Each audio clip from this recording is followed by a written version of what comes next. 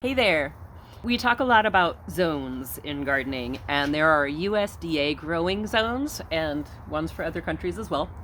And there are permaculture zones. It's easy to get the two confused when you're kind of new. Today I'm posting videos for both at the same time. This video is for permaculture zones.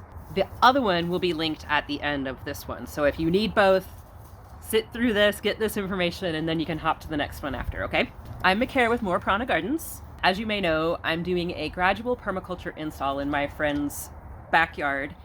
This was planned before the pandemic, but it happened to work out well that we're just all here to work on it whenever we need to. Yay, timing. So what do you need to understand about permaculture zones to be able to use them? Well, first of all, you probably need to know what they mean. They basically refer to how you use different areas of your property or your surroundings. It might not all be on your property, depending on where you live. We determine our zones based on the frequency that we use them, the time that we spend in them, and the distance that they are for us to travel to. Initial thoughts are that these are rings around our domicile, right? And we kind of have this bullseye vision in our head that our home is zone 0, which is true. If you're in an office and you have a community garden at your office, then your zone 0 would be the office building. If it's a school garden, the zone 0 would be the school. But it's where the people hang out, is the zone 0. And then we think of it a lot of times as being concentric and working our way out. But let's look. So if this is our house and our driveway and our street, we're not gardening in the street. And if we have a fence around our property, this probably is not our zone 5 because this is probably a neighbor's zone something. So while it's easy to think of it as concentric circles, it's not actually so simple. I am shooting in the chicken yard today and we have visitors. Come here, baby.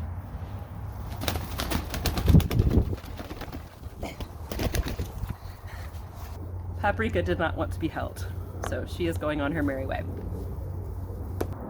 A realistic zone map might look a little bit more like this. A little bit more freestyle, a little bit more wild.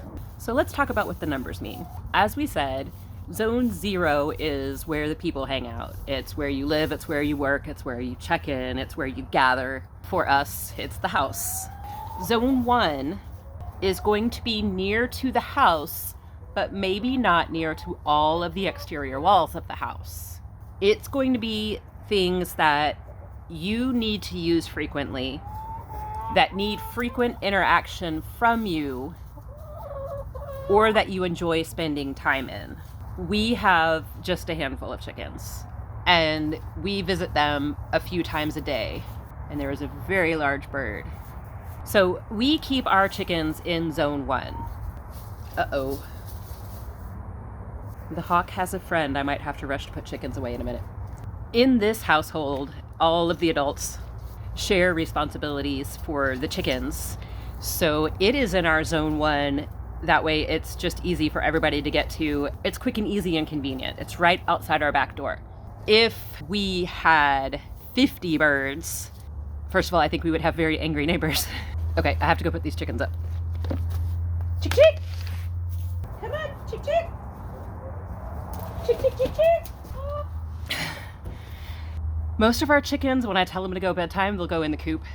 But we have one who will not even submissive squat for me. Like if I walk up behind her, she won't even be like, and freeze. No, she runs. I just literally did like 3 jogging laps around the chicken coop, trying to catch the one chicken that wouldn't go in.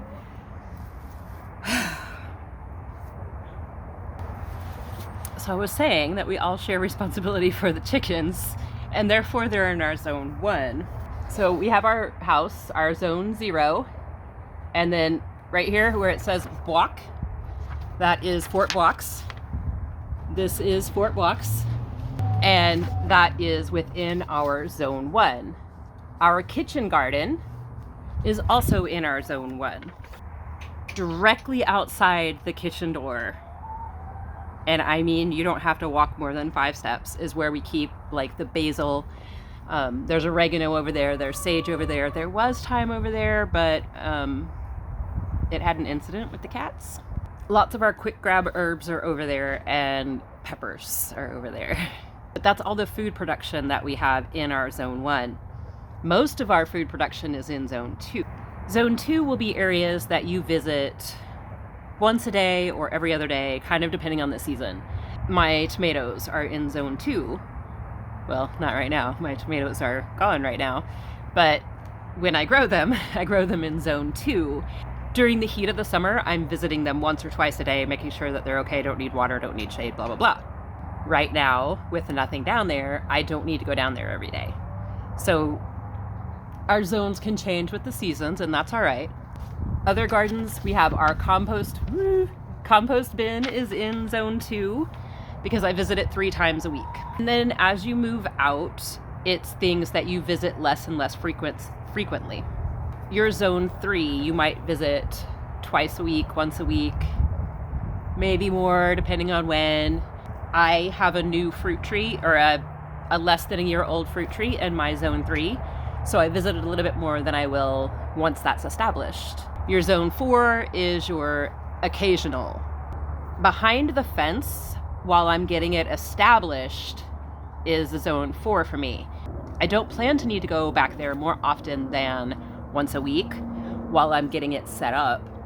And then once everything behind the fence is planted out, it will become my Zone 5.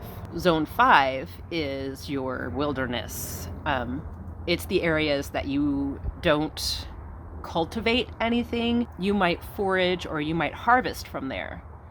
Back behind the fence, back behind the area that I'm planting behind the fence, there's a line of trees. If I were to put berry bushes in that line of trees, that would be a Zone 5 where I could forage if I wanted to. They would have to be stun method, which is sheer, total, utter neglect, and it's a method of planting things where if it can't take care of itself, it's not going to grow. So your Zone 5 would be like your stun method stuff, unless you want to do that everywhere. Some people do. For people who do have difficulties, whether that be mental health, physical health, age, whatever, if you plant by stun, then you know that if you are down and you can't take care of something, it's going to be okay. If you do a lot of that in your Zone 4 or 5, you know that you don't need to visit those areas, and they'll be there waiting for you. If you live in an urban setting, your Zone 5 might be a park. It might be a nearby forest. It might be the beach. It's someplace in your community, not necessarily on your property, that you don't visit so often. One important thing that I would like to recommend, this is not usually part of permaculture design, I would suggest having a place to sit in each of your zones. This is going to take us back to observe and interact. We now know that observe and interact is the first principle of permaculture design. I keep this chair in the chicken yard. I can sit in my chair and observe what the chickens are doing. I can observe when the hawk is flying over, when I'm letting them run, that they dig up a certain area, and if I want something to grow there for them to forage, that I need to protect it. I have a tree stump out in my Zone 2 that I sit on, that I can watch the medicinal garden from there. I can watch the apple trees from there. I can sit and just listen. And if you have a spot to sit in each of your zones, whether it's a chair or a stump, or whether you bring out a blanket, then you're allowed within yourself to spend more time on your observations, and honestly more time just connecting with yourself, with outside, with your plants, with your animals, with the air. Even though that's not a normal part of permaculture design, I do encourage you, have a place to sit in each of your zones. The question for today is going to be about your Zone 1, but I'm going to make 2 different questions.